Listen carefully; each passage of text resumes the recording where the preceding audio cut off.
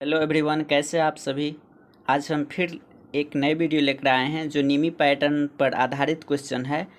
Chapter का नाम है एसी सर्किट। चैप्टर का नाम है आपका एसी सर्किट। तो चलिए क्वेश्चन पर सीधे चलते हैं।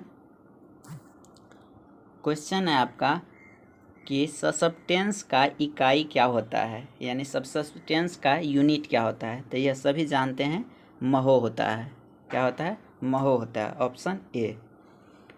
अगला क्वेश्चन है कि प्रेरक कुंडली का प्रतिरोध क्या होगा जो 240 वोल्ट पर 5 एम्पियर धारा लेता है और फ्रीक्वेंसी 50 हर्ट्ज है और पावर फैक्टर 0.8 है।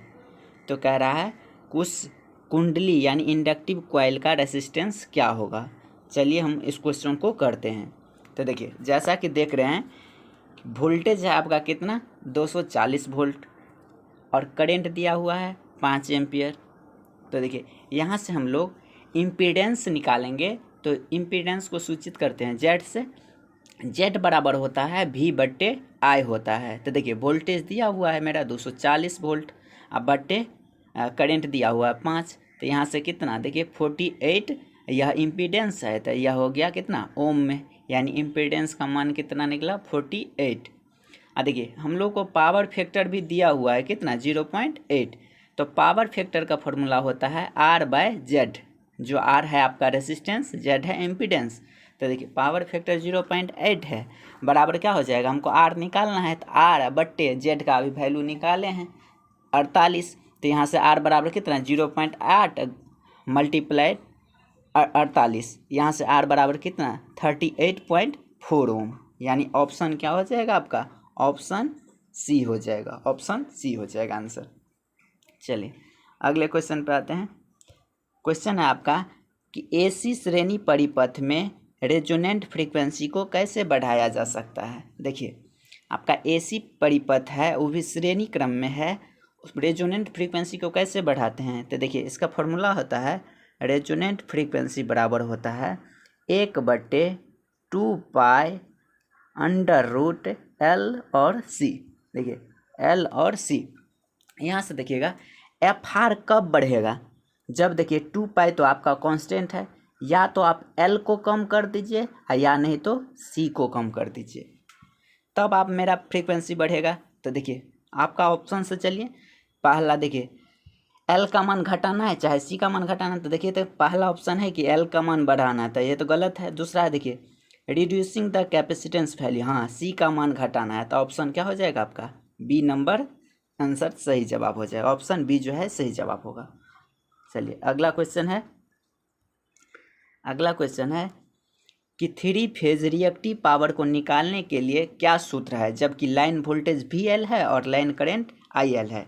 देखिए, रिएक्टिव पावर है, तो यहाँ से थोड़ा देख लीजिए ट्रायंगल से। ये है आपका एक्टिव पावर, इसको बोलते हैं एक्टिव पावर। ये होता है आपका रिएक्टिव पावर, ये होता है आपका रिएक्टिव पावर, और यह होता है आपका एपरेंट पावर। क्या होता है, एपरेंट।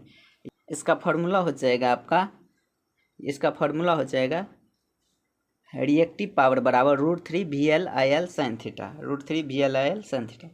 चलिए अगले क्वेश्चन पर आइए। अगला क्वेश्चन है आपका कि देखिए, 3 फेज प्रणाली में शक्ति गुणांक 0.5 लैगिंग है, उस लैगिंग होने का क्या कारण है। देखिए, लैगिंग होने का कारण है आपका इंडक्टिव लोड होगा। आपका क्या होगा, इंडक्टिव होगा। देखिए ऑप्शन देखिए, true power due to resistive load नहीं, ड्यू टू वोल्टेज फ्लक्चुएशन नहीं। हाँ, आपका ऑप्शन देखिए, ऑप्शन सी है, reactive power due to more inductive load. देखिए, इंडक्टिव लोड हो जाता है ज़्यादा तो आपका लैगिंग होगा, कैपेसिटिव लोड होगा तो लीडिंग होता है, ठीक ना। तो इसलिए आपका ऑप्शन सी जो है सही जवाब होगा। देखिए अगला क्वेश्चन पर आते हैं। कहता है कि स्टार संयोजित सिस्टम में 3 फेज असंतुलित भार में उदासीन चालक में धारा क्या होगा। देखिए, यह क्वेश्चन तो सब जानते हैं कि आपका फेज में जो करंट जाता है और उदासीन में जो है फेज से कम ही करंट आपका रहता है, फेज से कम ही करंट रहता है। तो देखिए, आपका ऑप्शन डी हो जाएगा क्या कि lesser than the lowest current in any one phase, यानी किसी भी एक फेज से कम ही रहता है करंट किसमें, उदासीन में। चलिए अगले क्वेश्चन है आपका, calculate the apparent power in KVA of 3 phase 415 volt 50 hertz system if line current 16 ampere और पावर फैक्टर 0.8। देखिए फेज करेंट आपका दिया हुआ है, सॉरी फेज वोल्टेज दिया हुआ है और लाइन करंट दिया हुआ है। तो देखिए इस क्वेश्चन को करते हैं। तो देखिए यहाँ देख सकते हैं कि फेज वोल्टेज आपका दिया हुआ है 415 वोल्ट, तो लाइन वोल्टेज कितना हो जाएगा, √3 टाइम्स होता है फेज वोल्टेज का, तो √3 गुने 415 वोल्ट। लाइन करंट आपका दिया है 16 एम्पियर, तो अपेरेंट पावर क्या होता है, VL गुने IL। तो यहाँ से देख सकते हैं हम √3 गुने 415 गुने 16, यहाँ पर कितना हो जाएगा 11.5 kVA।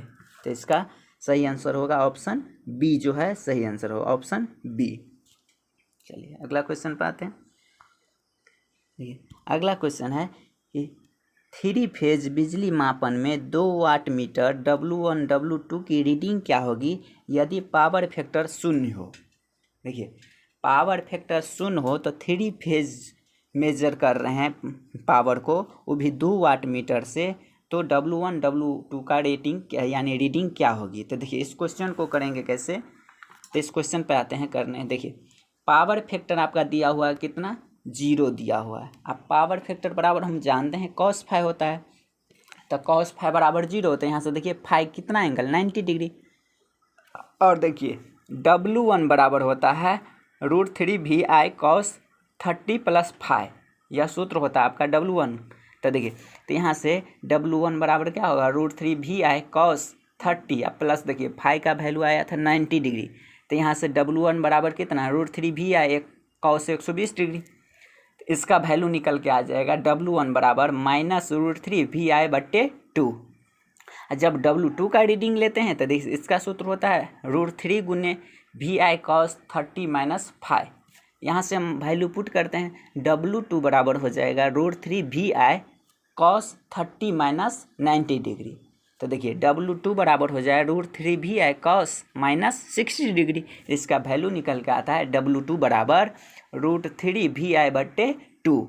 तो यहाँ से हम देख सकते हैं W1 और W2 का मैग्नीट्यूड सेम है, बस देखिए एक निगेटिव में है एक पॉजिटिव में है। देखिए इसका मतलब यह हुआ कि दोनों रीडिंग सेम देगा, लेकिन क्या देगा, अपोजिट डायरेक्शन में। एक का डायरेक्शन क्या हो जाएगा, अपोजिट, क्योंकि देखिए एक का वैल्यू प्लस आया है, दूसरे का वैल्यू निगेटिव आया है। तो समझ गए कि W1 W2 सेम आपका रीडिंग करेगा, लेकिन अपोजिट डायरेक्शन में रीड करेगा, यानी ऑप्शन क्या हो जाएगा, ऑप्शन देख ले हैं यहाँ पे, ऑप्शन हो जाएगा आपका सी, ऑप्शन हो जाएगा सी। W1 is equal to W2 तो है, बट विथ अपोजिट साइन। चलिए समझ गए। और इसी तरह का क्वेश्चन आगे भी आएगा, तो इसी फॉर्मूला को यूज करते हुए करेंगे। तो चलिए अगला क्वेश्चन आता है। अगला क्वेश्चन है आपका कि 240 वोल्ट RMS के लिए वोल्टेज का अधिकतम मूल्य क्या होगा। देखिए RMS वैल्यू दिया हुआ है आपका, देखिए VRMS दिया हुआ है कितना, 240 वोल्ट, 240 वोल्ट। तो अधिकतम वोल्टेज पूछ रहा है, यानी V मैक्स पूछ रहा है, V मैक्सिमम कितना होगा। देखिए यह सूत्र होता है √2 गुने VRMS। अब VRMS कितना है, 240 वोल्टेज है, तो यहाँ से देखिए आपका आ जाएगा 339.5 वोल्ट, 339.5 वोल्ट, यानी ऑप्शन सी जो है आपका यहाँ से सही आंसर होगा, ऑप्शन सी जो है आपका सही आंसर होगा। चलिए अगला क्वेश्चन पर आते हैं। अगला क्वेश्चन है कि AC सर्किट में रिएक्टिव पावर का सूत्र क्या होता है। तो देखिए तो यह सूत्र हम सभी जानते हैं, रिएक्टिव पावर का सूत्र होता है VI sin थीटा। यहीं एक्टिव पावर पूछ दे तो VI cos थीटा पूछ दे होगा, समझे। यहीं पर अपेरेंट पावर पूछ दे तो VI होगा। चलिए आगे क्वेश्चन में आते हैं। क्वेश्चन कर रहा है आपका कि calculate the impedance of the circuit. R का वैल्यू दिया हुआ है, XL का वैल्यू दिया हुआ है और XC का वैल्यू दिया हुआ है।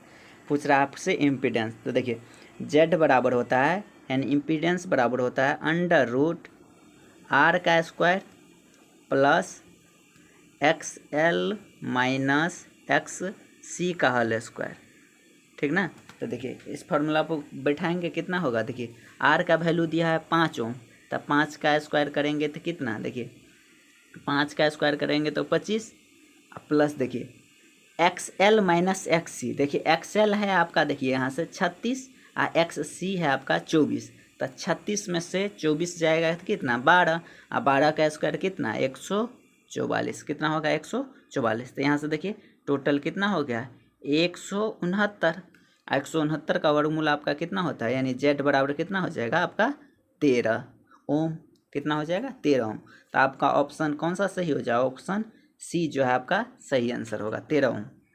चलिए अगला क्वेश्चन पर आते हैं।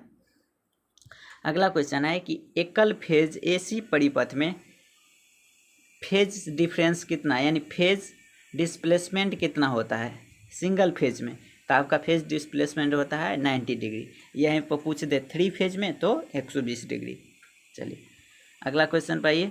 अगला क्वेश्चन है आपका कि what is the relation between line voltage और फेज वोल्टेज। देखिए लाइन वोल्टेज और फेज वोल्टेज, देखिए लाइन वोल्टेज जो होता है फेज वोल्टेज से √3 टाइम्स ज़्यादा होता है, कितना होता है √3 टाइम्स, यानी VL बराबर हो जाएगा आपका √3 गुने VP। देखिए ऑप्शन पर आते हैं, ऑप्शन है आपका देखिए पहला ही ऑप्शन है कि VL बराबर √3 गुने VP, यानी ऑप्शन ए जो है करेक्ट आंसर होगा। चलिए अगला क्वेश्चन पर आते हैं।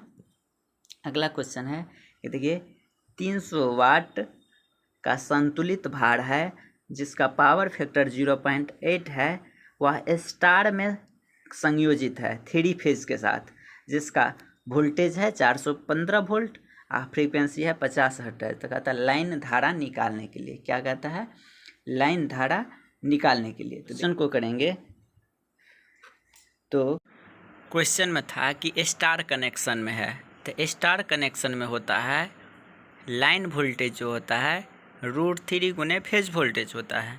तो देखिए √3 गुने फेज वोल्टेज था आपका 415 वोल्ट, तो इसलिए VL बराबर हो जाएगा √3 गुने 415। देखिए पावर है आपका एक्टिव पावर बराबर हो जाएगा 3000 वाट है, तो हम फॉर्मूला लगाएंगे VL/IL cos φ बराबर 3000 और VL/IL cos φ का वैल्यू रखेंगे, तो √3 गुने 415 गुने IL का वैल्यू नहीं दिया हुआ है और cos φ का वैल्यू 0.8 है बराबर 3000। तो यहाँ से IL का वैल्यू निकल जाएगा कितना 5.2 एम्पियर, कितना 5.2 एम्पियर। चलिए देखते हैं ऑप्शन कौन सा सही होता है। ऑप्शन बी जो है करेक्ट आंसर होगा आपका कितना 5.2 एम्पियर, 5.2 एम्पियर। चलिए अगले क्वेश्चन पे आते हैं। अगला क्वेश्चन है आपका कि 3 फेज पावर मेजरमेंट में 2 वाट मीटर में समान रीडिंग दिखाने पर पावर फैक्टर कितना होगा। देखिए यह क्वेश्चन हम 8 नंबर किए थे, उस फार्मूला पर यूज़ करेंगे। तो देखिए 3 फेज है 2 वाट मीटर से मापना है पावर, तो देखिए दोनों W1 और W2 जो है W1 और W2 जो है सेम रीडिंग देता है। देखिए तो पावर फैक्टर आपका हो जाएगा unity, power factor unity, option B जो है करेक्ट आंसर होगा, ठीक ना। अगला क्वेश्चन पे आते हैं। क्वेश्चन है आपका 24 ओम प्रतिरोध वाली कुंडली के शक्ति गुणांक ज्ञात कीजिए जिसका करेंट है 5 एम्पियर, वोल्टेज है आपका 240 वोल्ट, फ्रीक्वेंसी 50 हर्ट्ज, AC आपूर्ति लेती है। देखिए पूछ रहा है आपका पावर फैक्टर पूछ रहा है, क्या पूछ रहा है पावर फैक्टर। तो यहाँ से देखिए यहाँ से हम निकाल सकते हैं क्या है, देखिए Z बराबर होता है हम जानते हैं V/I होता है, V/I। तो यहाँ से देखिए यहाँ से V कितना है 240 वोल्ट है, 240 वोल्ट, और करेंट कितना है 5 एम्पियर। तो यहाँ से कितना हो जाएगा देखिए 48 ओम हो जाएगा, कितना ओम 48 ओम Z का वैल्यू। देखिए पावर फैक्टर निकालना है, तो पावर फैक्टर बराबर होता है कितना R/, कितना होता है Z होता है R/Z। R का वैल्यू देखिए 24 ओम है, कितना ओम है 24 ओम, और Z का वैल्यू निकला कितना 48। देखिए 24 दूना कितना 48, यानी कितना 1/2, 1/2, यह क्या हो जाएगा 0.5, इसलिए आपका करेक्ट आंसर क्या हो जाएगा? Option C 0.5। चलिए अगला क्वेश्चन पर चलते हैं। अगला क्वेश्चन है आपका कि देखिए RLC परिपथ में Z का गणना करने के लिए सूत्र क्या होता है, जबकि इंडक्टिव रिएक्टेंस XL है और कैपेसिटिव रिएक्टेंस XC है। तो देखिए हम अभी पढ़े थे Z बराबर √R² plus XL minus XC का होल स्क्वायर, यही पढ़े थे ना। या XL बड़ा होगा या तो XL माइनस XC, अगर XC बड़ा होगा तो XC माइनस XL। तो देखिए आप ऑप्शन देखिए और बताइए आंसर क्या हो जाएगा। देखिए ऑप्शन क्या है, डी नंबर में है। देखिए R² plus XC minus XL का होल स्क्वायर है ना। और इसमें देखिएगा तो ऑप्शन बी में भी जो है, बी में Z बराबर R² plus XL minus XC का होल स्क्वायर है। तो इसका ऑप्शन बी और डी दोनों सही होगा, लेकिन ऑप्शन में आंसर में दिया है आपका डी आंसर। तो अगला क्वेश्चन पर चलते हैं। अगला क्वेश्चन है आपका, देखिए अगला क्वेश्चन है कि calculate the power factor of RLC circuit जिसका R का वैल्यू है 15 वाट है, लेकिन ओम में होगा। देखिए इसका हिंदी सही है। देखिए रेसिस्टेंस का वैल्यू है 15 ओम, रिएक्टेंस का वैल्यू है 20 ओम, और यह 240 वोल्ट से जुड़ा हुआ है AC से। तो कहता है पावर फैक्टर क्या होगा। क्या पूछ रहा है आपसे? पावर फैक्टर पूछ रहा है। इस क्वेश्चन को कैसे करेंगे तो देखिए पावर फैक्टर बराबर हम जानते हैं R बटे क्या होता है? Z होता है। देखिए पावर फैक्टर बराबर होता है R बटे Z होता है। और Z बराबर हो जाएगा आपका क्या? देखिए तो R बटे Z का वैल्यू हो जाएगा √R का स्क्वायर प्लस X का स्क्वायर। क्या हो जाएगा? R का स्क्वायर प्लस X का स्क्वायर। तो यहाँ से देखिए क्या हो जाएगा, यहाँ से आप पावर फैक्टर निकालेंगे तो R का वैल्यू कितना दिया हुआ है? तो 15 ओम। अब बट्टा देखिए Z बराबर क्या होगा? R² plus X²। तो 15 का स्क्वायर कितना? 225। अब प्लस देखिएगा और 20 का स्क्वायर कितना? 400। तो देखिए 400 प्लस 225 तो 625। और 625 का वर्गमूल कितना? तो 25। इसलिए आपका पावर फैक्टर बराबर हो जाएगा 15 बट्टा कितना? 25। 15 बट्टा 25। देखिए 5 तिया 15, सॉरी 5 पंचे 25 और 3 पंचे 15, यानी 3 बट्टा कितना? 5। और 3 बट्टा 5 को लिखते हैं 0.6, यानी ऑप्शन बी जो है करेक्ट आंसर होगा आपका। चलिए अगला क्वेश्चन पाइए। अगला क्वेश्चन है कि 240 वोल्ट 50 हर्ट्ज AC सप्लाई और धारा जो है 8 एम्पियर है और जुड़ा हुआ है RLC समांतर सर्किट से, तो एडमिटेंस का गणना कीजिए यदि इसके माध्यम से करंट पास किया जाता है। एडमिटेंस पूछ रहा है। तो देखिए एडमिटेंस होता है आपका उल्टा हो जाता है किसका? इम्पीडेंस का। इम्पीडेंस का उल्टा हो जाएगा। तो देखिए यहाँ से क्या निकाल सकते हैं वैल्यू। देखिए Z बराबर हो जाएगा V बट्टे I, V बट्टे I।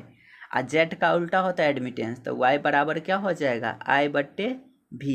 कितना हो जाएगा? I बट्टे V। तो यहाँ से देखिए एडमिटेंस बराबर हो जाएगा I का मान कितना है? 8 एम्पियर। और देखिए वोल्टेज का मान कितना है? 240। कितना मान है? 240। तो देखिए इसको हम करेंगे तो कितना? 8 त्रिक 24, यानी 1/30। 1/30 को क्या लिख सकते हैं? 0.033। देखिए एडमिटेंस है तो इसका हो जाएगा क्या? महो। क्या होता है?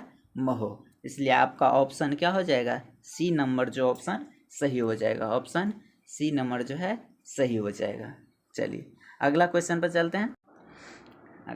अगला क्वेश्चन है आपका, ये अगला क्वेश्चन है कि what is the formula of calculate the line current single phase RC parallel circuit.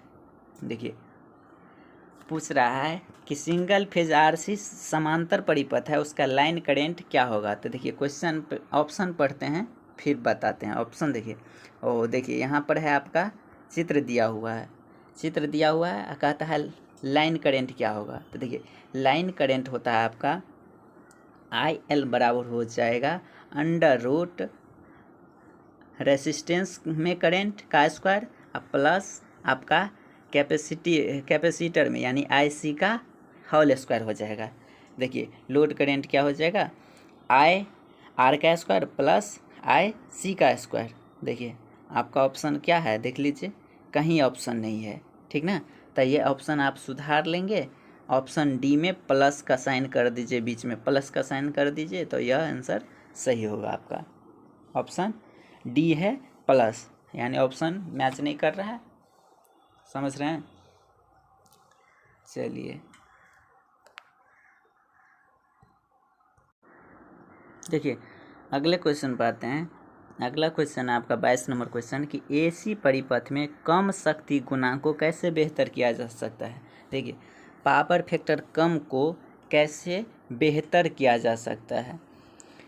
Option पढ़ेंगे तो कहता है ऑप्शन ए है कि प्रतिरोधकों को श्रेणी में जोड़कर, संधारित्र को श्रेणी में जोड़कर, इंडक्टेंस को श्रेणी में जोड़कर, आपका अंतिम ऑप्शन है कि कैपेसिटर को समांतर में जोड़कर, कैपेसिटर को समांतर में जोड़कर। तो आपका ऑप्शन हो जाएगा डी नंबर सही जवाब की कैपेसिटर को समांतर में जोड़ देंगे तो पावर फैक्टर इम्प्रूव करेगा। चलिए अगला क्वेश्चन है आपका कि डेल्टा से जुड़े हुए सिस्टम में लाइन करंट और फेज करंट में क्या संबंध है। देखिए लाइन करंट और डेल्टा से जुड़े हुए सिस्टम में लाइन करंट और फेज करंट में क्या संबंध है।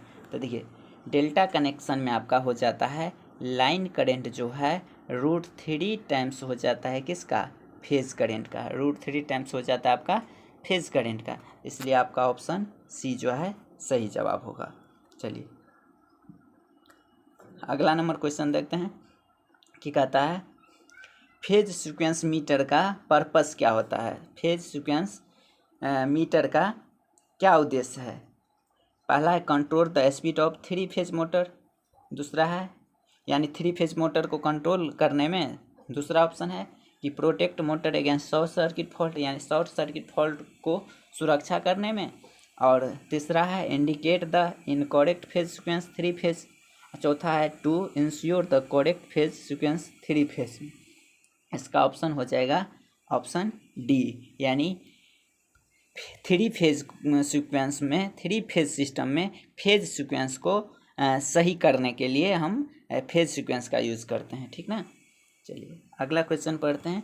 अगला क्वेश्चन है कि calculate the apparent power star connected 3 phase load if connected across 3 phase 415 volt, 415 volt 50 watt supply, power factor 0.8 है और फेज करंट आपका 10 एम्पियर है। देखिए फेज करंट आपका 10 एम्पियर है। यह क्वेश्चन कैसे करेंगे तो देखिए आपका अपेरेंट पावर पूछ रहा है ना। देखिए अपेरेंट पावर बराबर हो जाएगा क्या, देखिए फेज वोल्टेज दिया हुआ है, देखिए फेज वोल्टेज, तो लाइन वोल्टेज करेंगे तो क्या होगा √3 गुने कितना फेज वोल्टेज, तो फेज वोल्टेज आपका कितना है 415 है, गुने क्या हो जाएगा लोड करेंट अति लाइन करेंट, तो क्या IL मेरा दिया नहीं हुआ है, हाँ यहाँ पर फेज करेंट दिया हुआ है और वो भी स्टार में है, तो स्टार में फेज करंट और लाइन करंट बराबर होता है। तो यहाँ पर देखिए है आपका 10 एम्पियर, कितना है 10 एम्पियर करंट है आपका, और पावर फैक्टर तो ये इसका कोई यूज़ नहीं है। देखिए तो यहाँ से इसको मल्टीप्लाई करेंगे तो आपका ऑप्शन आ जाएगा 7.1188, यह आपका अपेरेंट पावर है, तो किस में होगा आपका KVA में। देखिए यह हो जाएगा, इसका ऑप्शन क्या हो जाएगा देखते हैं, ऑप्शन हो जाएगा आपका डी, ऑप्शन डी जो है सही आंसर होगा। चलिए आगे नंबर पढ़ते हैं। कहता है 3 फेज शक्ति माप में 2 वाट मीटर मेथड का यूज़ करते हैं और वह 0 पाठ्यांक देता है। पहला वाट मीटर 0 रीडिंग करता है, दूसरा जो है कुल खपत का पाठ्यांक देता है। तो पावर फैक्टर क्या होगा, पावर फैक्टर क्या होगा, तो यह पावर फैक्टर होगा आपका 0.5, यानी पावर फैक्टर 0.5 होने पर W1 यानी पहला पावर फैक्टर 0 रीड करता है और दूसरा पावर फैक्टर पूरा का पूरा पावर रीड करता है। और यह कैसे, तो आप 8 नंबर जो क्वेश्चन हम बनाए हैं उस फार्मूला को यूज़ करेंगे तो आप बन जाएगा। चलिए अगला नंबर आइए, अगला है कि फॉर्म फैक्टर बराबर क्या होता है। देखिए फॉर्म फैक्टर बराबर क्या होता है, तो फॉर्म फैक्टर बराबर होगा आपका RMS बट्टा एवरेज। क्या होता है, RMS बट्टा एवरेज वैल्यू। फॉर्म फैक्टर बराबर होगा RMS बट्टा एवरेज। चलिए अगला क्वेश्चन पे चलते हैं। अगला क्वेश्चन है, देखिए कहता है AC समांतर परिपथ में धारा का कुल विरोध के रूप में किस विद्युत शब्द का यूज करते हैं। तो धारा को कुल विद्युत यानी प्रतिरोध के, तब पैरेलल परिपथ है तो एडमिटेंस का यूज किया जाता है। यहीं पर अगर सीरीज परिपथ रहता तो इम्पीडेंस का यूज करते हैं। तो इसका सही जवाब होगा एडमिटेंस यानी सी। चलिए 30 नंबर क्वेश्चन है कि विच AC circuit contains the phase relation between voltage and current. देखिए यह चित्र होगा, देखिएगा, देखिए यह कहता है कि यह वोल्टेज और करंट क्या रिलेशन शो करता है। देखिए वोल्टेज से करंट क्या है, आगे है, वोल्टेज से करंट आगे है, तो यह हो जाएगा inductive circuit, resistance and inductive circuit. अगर करंट पीछे रहता तो यह हो जाता कैपेसिटिव सर्किट, और दोनों सेम में रहता है तो इन फेज रहता तो आपका रेसिस्टिव सर्किट होता। तो इसलिए इसका सही जवाब होगा ऑप्शन बी। चलिए आगे नंबर आइए, अगला नंबर है आपका कि 3 फेज प्रणाली में यदि सक्रिय शक्ति 4 किलोवाट है यानी एक्टिव पावर आपका 4 किलोवाट है, आभासी शक्ति यानी अप्रेंट पावर है 5 kVA, तो कहता है रिएक्टिव पावर क्या होगा। देखिए रिएक्टिव पावर रिएक्टिव बराबर होता जाता है आपका रूट अंडर अप्रेंट पावर का स्क्वायर माइनस एक्टिव पावर का स्क्वायर। क्या होगा, एक्टिव पावर का स्क्वायर। देखिए तब एक अप्रेंट पावर है 5, तब 5 का स्क्वायर 25 होगा। देखिए 25 माइनस एक्टिव पावर क्या है 4, तो 4 का स्क्वायर 16 यानी कितना, रूट अंडर 9, और 9 का वर्गमूल कितना 3 जो है क्या हो गया kVAR हो जाएगा, के 3 kVAR। देखिए इसका ऑप्शन हो जाएगा क्या चीज़, देखिए इसका ऑप्शन होगा ऑप्शन सी जो है 3 kVAR। चलिए अगले क्वेश्चन पर आइए, अगला क्वेश्चन है आपका कि RLC श्रेणी परिपथ में अनुनाद क्या होगा, यानी क्या कह रहा है, रेजोनेंट फ्रीक्वेंसी क्या होगा। देखिए रेजोनेंट फ्रीक्वेंसी होता है जब आपका कैपेसिटिव रिएक्टेंस यानी इंडक्टिव रिएक्टेंस जो है कैपेसिटिव रिएक्टेंस के बराबर हो जाता है, तो रेजोनेंट फ्रीक्वेंसी अकर होता है, यानी ऑप्शन आपका क्या हो जाएगा, बी नंबर सही जवाब होगा। चलिए तो आज का वीडियो इतना ही, मिलते हैं अगले वीडियो में।